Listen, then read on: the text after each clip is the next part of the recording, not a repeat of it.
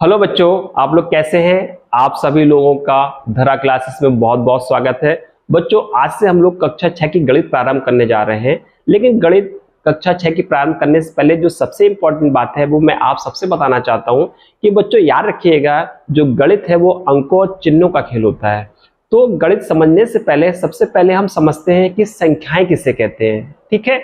उसके बाद देखेंगे चिन्हों का चिन्हों से गुणा करने पर मान क्या आता है, क्योंकि इन दोनों का जो प्रयोग है या यूज है वो हमेशा होना है। तो आइए बिना समय बर्बाद करते हुए चलते हैं आपकी अपनी क्लास धरा क्लासेस में और देखते हैं संख्याएं। तो बच्चों सबसे पहले हम बात करते हैं प्राकृतिक संख्याओं की, ठीक है। प्राकृतिक संख्याओं की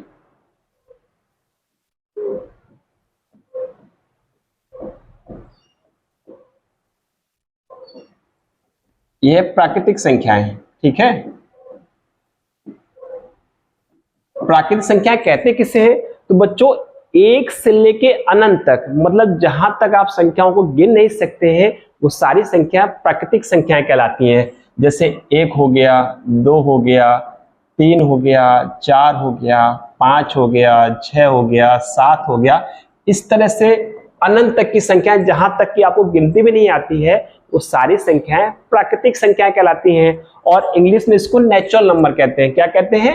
नेचुरल नंबर। इसको हम लोग इंग्लिश में एन से डिनोट करते हैं, ठीक है। एन मतलब नेचुरल नंबर, चीज वही आएगा 1 2 3 4 5 6 7 और यहां से लेके अनंत तक चाहे जितनी भी संख्या हो जिसको आप गिन भी नहीं सकते, वो सारी संख्याएं कहलाती है नेचुरल नंबर या प्राकृतिक संख्या है। दूसरे नंबर पे जो आती है वो आती है पूर्ण संख्याएं, ठीक है। पूर्ण संख्याएं,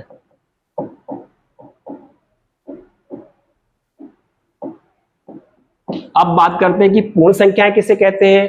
तो बच्चों अगर प्राकृतिक संख्या है उसमें जीरो और जोड़ दें, मतलब कि अगर हम ऐसे लिख दें 0 1 2 3 4 5 6, इस तरह से अनंत तक की संख्याएं जिनकी संख्याओं की गणना हम नहीं कर सकते हैं, उसमें अगर जीरो जोड़ दे तो सारी संख्याएं कहलाती है पूर्ण संख्याएं, ठीक है।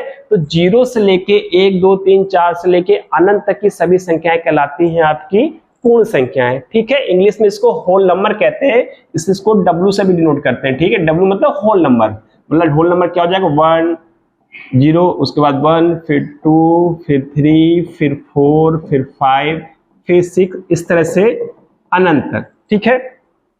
अब ये थी, एक थी आपके प्राकृतिक संख्याएं, दूसरी थी पूर्ण संख्याएं।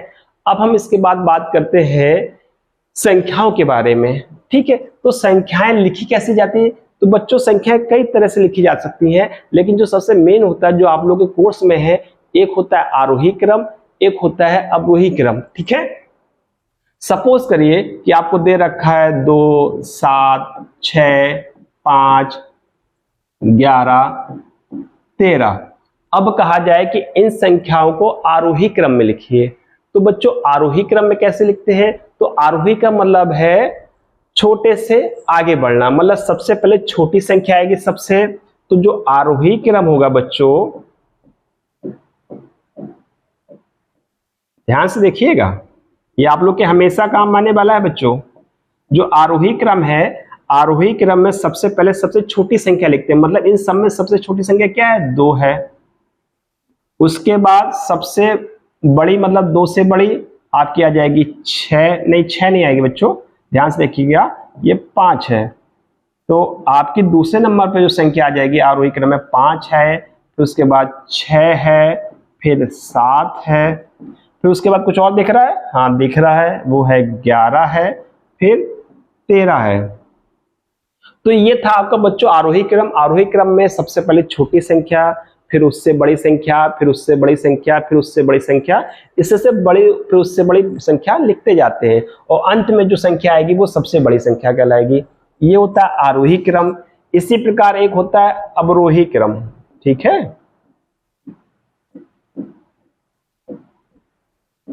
अवरोही क्रम। अब बच्चों अवरोही क्रम किसे कहते हैं, अब अवरोही क्रम जो होता है उसमें जो सबसे बड़ी संख्या होती है वो सबसे पहले लिखते हैं, फिर जो सबसे बड़ी संख्या से जो उससे जस्ट छोटी संख्या होती है वो लिखते हैं। इस तरह संख्याएं लिखते जाते हैं। जैसे कि 2, 7, 6, 5, 11, 13 है। इसमें हम सबसे बड़ी संख्या देखेंगे अवरोही क्रम में, तो सबसे बड़ी संख्या आ रही है बच्चों आपकी 13। उसके बाद संख्या 13 से जस्ट छोटी 11 है। फिर उसके बाद जो संख्या आती है वो है 7 है। फिर 7 से छोटी जस्ट है 6। फिर उससे छोटी संख्या आती है बच्चों 5 और आखिरी में आती है 2। तो ठीक है बच्चों, समझ में आया? देखा कि आरोही क्रम में सबसे छोटी संख्या लिखते हैं पहले, फिर उससे थोड़ी बड़ी, फिर उससे जस्ट बड़ी, फिर उससे जस्ट बड़ी, और इस तरह से क्रम से लिखते जाते हैं। अवरोही क्रम में सबसे बड़ी संख्या लिखते हैं, फिर उस सबसे बड़ी संख्या से जस्ट उससे छोटी संख्या, फिर उससे छोटी संख्या, और ये क्रम हम लगातार जब तक लिखते रहते हैं जब तक कि संख्या पूरी लिख ना जाए। तो ये थी संख्या बच्चों आरोही क्रम की, अवरोही क्रम की। अब हम एक चीज और लिखते हैं कि जो संख्याएं होती हैं उनको लिखा कैसे जाता है, सबसे बड़ी सबसे छोटी संख्या। सपोज करिए जो इंपॉर्टेंट चीज है, जैसे दे रखा है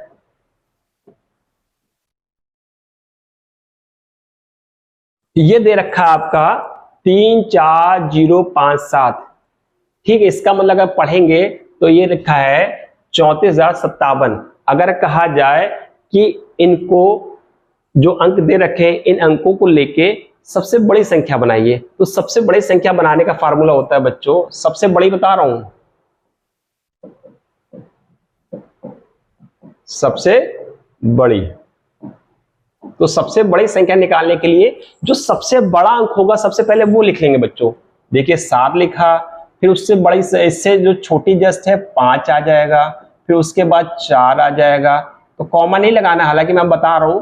उसके बाद आ जाएगा आपका 3 आ जाएगा, फिर आ जाएगा 0, अर्थात जो सबसे बड़ी संख्या होगी बच्चों 75,430 होगी, ठीक है। अब इसी संख्या को लेके हम कहें सबसे छोटी कैसे संख्या लिखी जाती है, तो जो सबसे छोटी संख्या है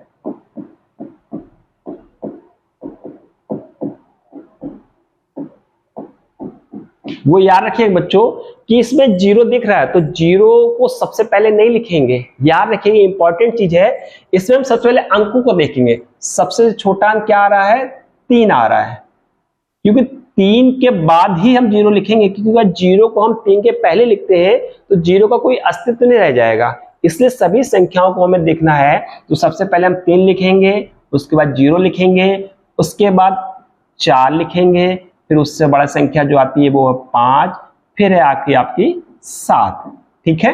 तो सबसे छोटी संख्या क्या हो जाएगी, 30,457। याद रखिएगा, फिर से मैं बता रहा हूं कि अगर मान लीजिए सबसे बड़ी लिखनी है, अब दे रखा है 1, 7, कुछ भी लिख लेते हैं, ये लिखा है दे रखा है 81,795। अब इन अंकों से बनने वाली हम सबसे बड़ी संख्या लिखेंगे, तो देखेंगे सबसे बड़ा नंबर कौन सा आता है, तो सबसे बड़ा नंबर जो आ रहा है बच्चों आपका 9 आ रहा है, उसके बाद आ रहा है आपका 8, उसके बाद आ रहा है आपका 7, फिर आता है 5, फिर आ रहा है 1। तो ये जो 98,751 है इन अंकों से बनने वाली सबसे बड़ी संख्या है। लेकिन अगर हम सबसे छोटी संख्या की बात करेंगे, तो सबसे छोटी संख्या में लिखने के लिए जो सबसे छोटा नंबर होगा सबसे पहले वो लिखेंगे 1, फिर उससे बड़ा नंबर कौन सा आता है, उससे जो बड़ा नंबर आता है बच्चों 5 आता है, फिर उसके बाद आता है आपका 7, फिर आपका आता है 8, फिर आता है आपका 9, ठीक है। तो ये जो संख्या हो गई वो अंकों से सबसे छोटे अंकों की संख्या हो गई, ठीक है, सबसे छोटी संख्या इन अंकों से बनने वाली, बात समझ में। लेकिन अगर इसको हम और लिख लें, जैसे कि आ जाए आपका,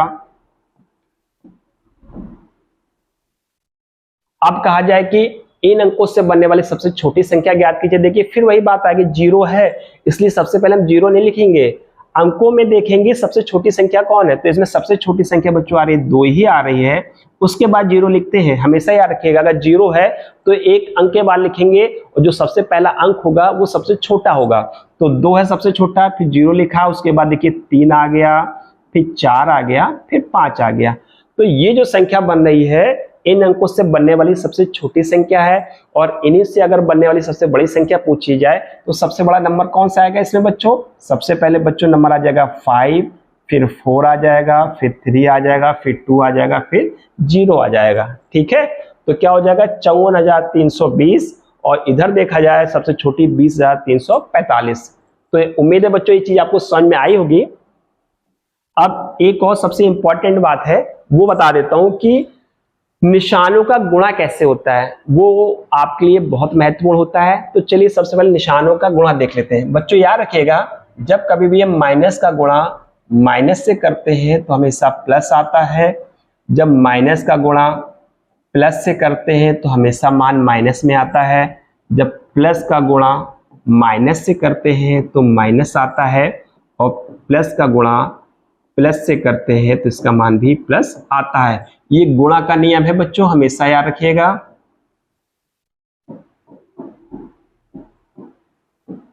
और जो आपका ये है भाग का नियम, इसमें क्या होता है,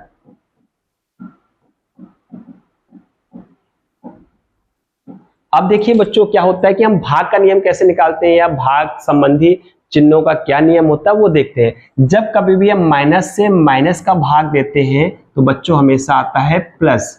जब माइनस में प्लस संख्या से कोई भाग देते हैं या प्लस निशान से भाग देते हैं तो माइनस में आएगा। जब हम प्लस में माइनस से भाग देते हैं तो वो माइनस आएगा, और प्लस का प्लस में भाग देने से हमेशा प्लस आता है।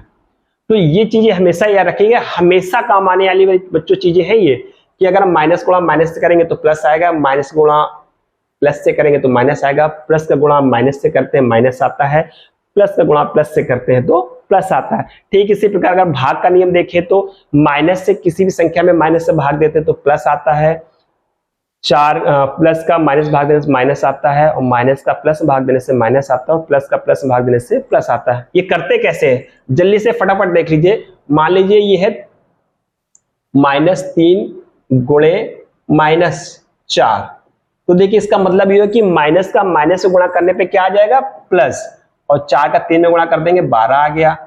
अब और देख लेते हैं, जैसे माइनस का 4 है और हम गुणा कर रहे हैं 5 से, मतलब ये प्लस का 5 है तो प्लस का है तो इसलिए निशान नहीं लगाएंगे बच्चों। ठीक है, याद रखिएगा इस चीज को। तो मान लीजिए 5 से गुणा कर रहे हैं तो माइनस है, ये प्लस है, किसका निशान आएगा बच्चों माइनस का, तो ये माइनस लिख दिया, 5 का 4 में गुणा आ गया 20। इसी प्रकार अगला देखते हैं, मान लीजिए दे रखा है 3 गुणे -2। अब देखिए यहाँ प्लस है, पहले हमेशा जब कोई संख्या उसके आगे कोई निशान नहीं होगा तो हमेशा प्लस का मानते हैं बच्चों। तो ये प्लस है ये माइनस है तो किसका निशान आ जाएगा प्लस गुणे माइनस, माइनस का, और 3 का 2 में गुणा कर देंगे बच्चों 6 आ जाएगा। ठीक है, और ऐसे ही अगर 4 का गुणा 4 से कर देंगे तो देखिए यहाँ पे भी प्लस है यहाँ पे भी प्लस है, 4 का 4 में गुणा करेंगे बच्चों आ जाएगा 16। तो ये थे गुणा संबंधी नियम। अब हम बात करते हैं भाग संबंधी नियम की। तो देखिए भाग का नियम क्या होता है वो बता देता हूं। सपोज करिए कि -4 का -2 से भाग दे रहे हैं, तो देखिए माइनस माइनस है, भाग जा रहा तो क्या निशान आता है बच्चों प्लस का, तो यहाँ प्लस का ही निशान आएगा, क्योंकि प्लस का निशान आ रहा है इसलिए हम उसको लिखते नहीं है, और 2 का 4 में भाग दे देंगे बचेगा 2, ये आंसर हो गया। ठीक ऐसे ही अगर हम -6 में प्लस का निशान है तो 3 का भाग दे दें, तो बच्चों देखिए ये नीचे प्लस है ऊपर माइनस है, प्लस का माइनस भाग देने पे किसका निशान आएगा माइनस का, और अब 3 का 6 में भाग दे दीजिए तो 2 आपका मान आ जाएगा।